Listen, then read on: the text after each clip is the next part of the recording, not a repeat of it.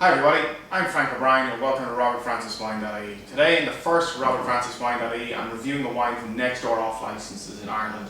Next Door Off Licenses are a chain of franchised off licenses in Ireland. I think they're franchises. They're kind of all around the country, so while covering Galway as well with Lohan's in Salthill, which is where I got this wine, I'm also covering nationally as well. I know from personal experience that there is one of these Next Door Off licenses in Kinsale, in County Cork, and that there's several other ones across the country. So today I'm reviewing the Cooper's Creek Marlborough Sauvignon Blanc 2008, and this wine is exclusive to Next Door Off licenses in Ireland. It retails for about $18.99 a bottle, which is kind of pricey when you consider, St. Clair or something like that would be a little bit cheaper and wins an awful lot of awards from Decanter magazine and International Wine Spirits magazine. So this has an awful lot to live up to, so I'm really excited to try it. People are starting to get a little savvied out now, and there's a little bit, there's even talk of a glut of New Zealand Sauvignon Blanc in the marketplace today, but there's still room for good Sauvignon Blanc at good prices.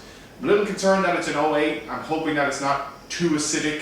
For those of you who will be fans of robertfranciswine.ie, you will have seen a couple of episodes back, that I reviewed an 06 Cloudy Bay, which I really liked because the acidity had mellowed out a little bit. And what's happening is people want the newest vintage and they want it now, and sometimes you really need that acidity just to mellow out a little bit. And I've been talking to some retailers who are trying to get their vineyards to hold on to the wines for a little bit longer and not leave them in oak or leave them in bottle in storage or fermentation any longer, but just literally to hold on to the wines, keep them out of the marketplace for a little bit, because the 08s can be too acidic, as any new vintage can be, as we'll be getting ready for the 09s to start hitting the Irish marketplace in the next 6 months or so. So without further ado, let's get straight into the wine. Like I said, it's the Cooper's Creek Marlborough Sauvignon Blanc, and straight away we've got that typical Sauvignon Blanc colour and a light straw, not translucent, but has got kind of a light straw colour to the wine. And there's pretty solid aromatics coming out of the wine actually. It's not hugely aromatic or as pungent as some of the New Zealand ones that you do tend to get. This would actually be more in that South Africa chili bracket, even though it comes from New Zealand. Some of the New Zealand ones can really just jump out of the glass and smack you straight in the face. This is actually quite nice in the nose. This is a lot better than I was expecting on the nose. So there's a distinct grassiness, but rather than having just citrus fruits in here, this has a touch of the tropical fruits to it now. So there's a little bit of passion fruit, possibly even a little bit of peach or nectarine in the background as well. Again, it's not your stereotypical New Zealand Sauvignon Blanc where you would just expect a lot of the time to get grassy, citrus, gooseberry flavours. This is a little bit more tropical than that. Very nice in the nose.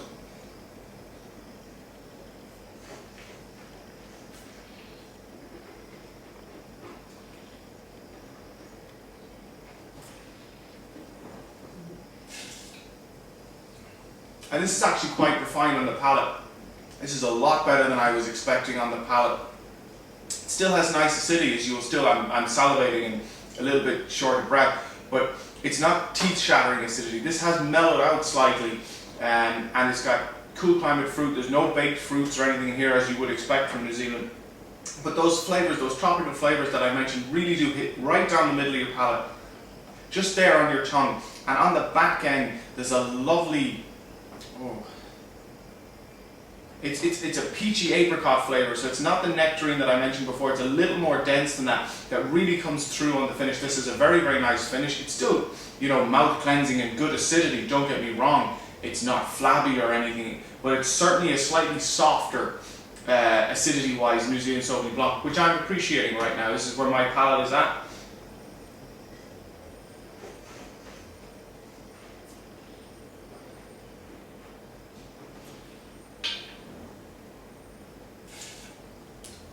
If given in a blind tasting, I would actually probably think that this was a Chilean Sauvignon Blanc. And that's not to diss it in any way, as a lot of people think that Chilean wines are poorly made or cheap, right? That they're not. There are some absolutely fantastic Chilean wines out there. You just need to find them and stop drinking a lot of the big brand marketed stuff, which is sometimes not as good as a lot of the unique selected stuff can be. But this is very, very nice. I really have to say I'm thoroughly surprised by this. I have to go 89 points on this wine. A lot of the times it's very difficult for Sauvignon Blancs to get up into that 90 points. You know, sometimes the grape can restrict it a little bit. You don't always get huge complexity, huge dimensions to the wine.